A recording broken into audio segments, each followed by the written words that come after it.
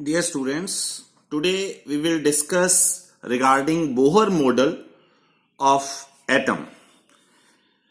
We did Thomson model and Rutherford model to explain the structure of atom, but those models fails to explain all the properties regarding the structure of atom. So Bohr model is explained to give different types of postulates regarding the structure. First postulate of Bohr model is an atom consists a small heavy positively charged nucleus. Atom has positively charged nucleus around which electron revolved in definite circular path. These circular path K, L, M, N, these circular paths are known as energy shell or energy level or simply orbits. So what are orbits? Definite circular path around the nucleus in an atom. Definite circular path around nucleus in an atom. Now question arises that why these shells named with letter K, L, M, N, not with A, B, C. This question answered in next postulate. Next postulate is the energy of an electron in orbit does not change with time. Her orbit में जो energy electron की है वो definite होती है, वो change नहीं होती टाइम के साथ. एक पर्टिकुलर ऑर्बिट में इलेक्ट्रॉन की एनर्जी भी पर्टिकुलर है, ना तो वो कम होती है ना वो ज्यादा होती है, वो सेम ही रहती है. अब जो ग्राउंड स्टेट जहां पर इलेक्ट्रॉन अपनी स्टेट में बैठा है, जिस ऑर्बिट में बैठा है, वो उसको हम बोलते हैं स्टेशनरी और अलाउड एनर्जी स्टेट. स्टेशनरी और अलाउड एनर्जी स्टेट. और वो स्टेट किसी भी एटम की इलेक्ट्रॉन के लिए स्टेबल स्टेट होती है. सो अब तक हमने दो पोस्टुलेट पढ़े कि इलेक्ट्रॉन जो हैं वो डेफिनाइट सर्कुलर पाथ में रिवॉल्व करते हैं. जहां पढ़ा in definite circular path, these circular path are known as orbits and named with K, L, M, N letter. Second हमने पढ़ा कि हर ऑर्बिट में जो एनर्जी ऑफ इलेक्ट्रॉन है वो विद टाइम चेंज नहीं होती. And third one is only those orbits are permitted. This postulate gave us the answer of first postulate that why the shells are named with K, L, M, N, not with A, B, C. So understand this, only those orbits are permitted in which the angular momentum of electron is whole number multiple of h over 2 pi, where h is Planck's constant whose value is 6.62610 to power minus 34 joule second. We did in the last lecture regarding the Planck's constant. Now ये postulate क्या बोल रहा है कि जो angular momentum है MBR, mass into velocity is the momentum in a particular radius when electron revolved, then the angular momentum is equal to the whole number multiple of h over 2 pi, then the orbits are permitted. ये क्या बोल रहा है कि जो nucleus है उसके around जो ऑर्बिट्स हैं वो बहुत सारे होते हैं, बोलता बहुत सारे होते हैं, बट उनमें से वही ऑर्बिट्स परमिटेड होंगे जिनके लिए angular momentum whole number multiple n h over 2 pi हो, whole number multiple of h over 2 pi हो. अब बहुत सारे ऑर्बिट्स यहां पर आए जिसके लिए angular momentum whole number multiple of h over 2 pi नहीं थे. वो A, B, C, D, E, F, G, H, I, J यहां तक जो ऑर्बिट थे अराउंड न्यूक्लियस, उनके लिए angular momentum whole number multiple of h over 2 pi नहीं था. That's why they are not regarded as orbits. After J shell, जिसके लिए जो के शेल आई, जिसके लिए एंगुलर मोमेंटम इसके होल नंबर मल्टीपल हुआ, तो हमने उसको ऑर्बिट कंसीडर किया। जैसे आजकल आपने सुना होगा कि Pluto is not considered as a planet. Pluto को ग्रह नहीं मानते क्योंकि प्लूटो ग्रह प्लेनेट की जो कंडीशंस हैं to consider any substance as a planet, उसकी कंडीशंस को फुलफिल नहीं करता। वैसे ही जे जो शेल थे A B C up to J not considered, not fulfil the condition of an orbit. According to third postulate, only those orbiters are permitted, उन्हीं को परमिशन मिली जिनके लिए angular momentum whole number multiple of h over 2 pi था।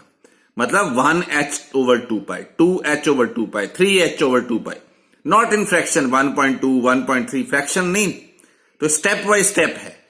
सो this angular momentum is whole number multiple of h over 2 pi is known as quantization of angular momentum. Quantization of energy की तरह quantization of angular momentum physics में भी आएगा आपको। इसका मतलब होता है कि angular momentum changes into steps. जैसे हम सीढ़ियां चढ़ते हैं तो फर्स्ट सीढ़ी, दूसरी, तीसरी, चौथी, ऐसे तो नहीं चढ़ते कि चौथी और पांचवी के बीच में पैर रख दिया, मतलब 4.5 सीढ़ी तो नीचे गिर जाएंगे। तो step by step angular momentum will changes, that's why it is whole number multiple of h over 2 pi and only those orbits are permitted. Fourth postulate is the energy is emitted or absorbed only when electron jump from one energy level to other. Energy तभी emit या absorb होती है जब electron ने ground state से, जैसे यहां पर ये इस स्टेट से दूसरी स्टेट पे उसने जंप करना है, तो एनर्जी एब्जॉर्ब होगी और फिर से वो वापस ग्राउंड स्टेट पे आ जाएगा। Because stable state ground state ही होती है। स्टेबल स्टेट वही स्टेट होती है जिसका वो इलेक्ट्रॉन है। हमारा घर ही हमारे लिए स्टेबल है, हमें लास्ट में घर में ही आना पड़ता है। तो जितनी एनर्जी हमने लूज की है, गेन की है to go into the excited state, to go into the higher state, higher states are known as excited state. अब अगर वो इलेक्ट्रॉन फर्स्ट पे बैठा है तो सेकंड उसकी, थर्ड, फोर्थ वो एक्साइटेड स्टेट है, पर अगर वो सेकंड पे बैठा है तो उसकी थर्ड एक्साइटेड स्टेट होगी। तो जितनी एनर्जी उसने गेन की है उतनी ही वो लूज करेगा। तो ये एनर्जी का डिफरेंस क्या आ जाएगा? E2 minus E1 mean energy of first excited state, energy of second excited state, उनका डिफरेंस जो है। तो these are the postulates, are very simple and you studied these postulates, you did these postulates in your previous classes also. Now the various successes of Bohr model. First success is Bohr model explain the stability. Stability mean electron revolved in definite circular path. Last जो हमने model पढ़े थे Thomson and Rutherford model, उन्होंने तो ऐसा बोल दिया था कि electron collapse into the nucleus, not definite circular path. This concept is not explained bye them. So this model explain the stability. Second postulate is the Bohr concept of atom explain the atomic spectra of hydrogen atom. Hydrogen atom के spectrum को, मतलब picture of hydrogen atom, कि hydrogen atom किस किस ढंग से अपने structure को एक्सप्लेन कर पाता है. This is explained bye. यहां बहुत सारी थ्योरी लिखी है, ये लिखने की जरूरत नहीं है. एक कैसे एक्सप्लेन किया था वो यहां पर है, थोड़ा सा आपको गिवन है. Simultaneous appearance of large number of lines in the spectrum of hydrogen. अगर हम लास्ट में हाइड्रोजन के स्पेक्ट्रम को जो स्टडी किया था, जैसे ये स्पेक्ट्रम है, ये स्पेक्ट्रम है अलग अलग एलिमेंट के, तो ये फर्स्ट हाइड्रोजन का स्पेक्ट्रम है, picture of hydrogen. Whenever light और hydrogen gas passed from the prism, it split into different lines. अब क्वेश्चन यहां से आता है कि हाइड्रोजन में तो एक ही इलेक्ट्रॉन होता है. अब एक इलेक्ट्रॉन अगर किसी भी स्टेट से, अब हाइड्रोजन में एक इलेक्ट्रॉन है फर्स्ट एक्साइटेड स्टेट पे, अगर वो सेकंड, थर्ड, फोर्थ कहीं पे जंप करता है और जंप करके वो वापस आ जाता है, सो सिर्फ 2 लाइंस ही बनना पॉसिबल है, ज्यादा लाइंस तो बन नहीं सकती। बट यहां पर हाइड्रोजन के स्पेक्ट्रम में देखो बहुत सारी लाइंस आई, ठीक है। तो मल्टीपल लाइंस की appearance in the spectrum of hydrogen atom का कारण क्या है?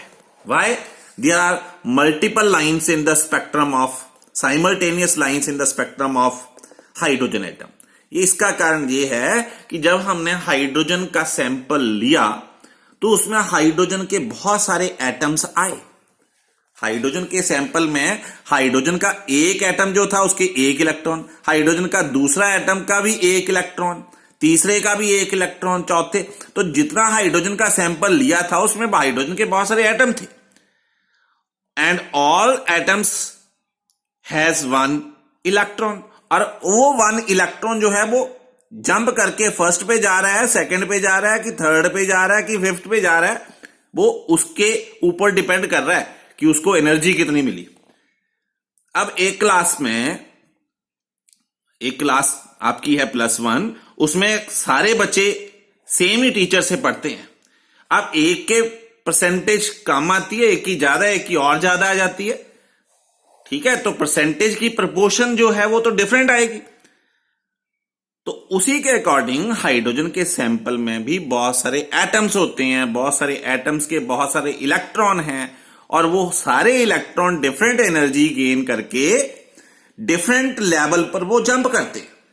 That depends upon the energy to which level the electron jump and comes again into the ground state, because ground state is the stable state. Here it is clear, which is explained in previous lecture by me, that the lines which fall in ground state with n equal to 1 are Lyman, with n equal to 2 are Balmer, and 3 Bastian, 4 Brackett, and 5 Fund. It means जो electron jump करके आया है वो कौन से ground state पर वो jump कर रहा है, जंप करने के बाद वो कौन से ग्राउंड स्टेट पर आ रहा है, that depends upon the energy of the electron. Next we will do in the next lecture. Thank you.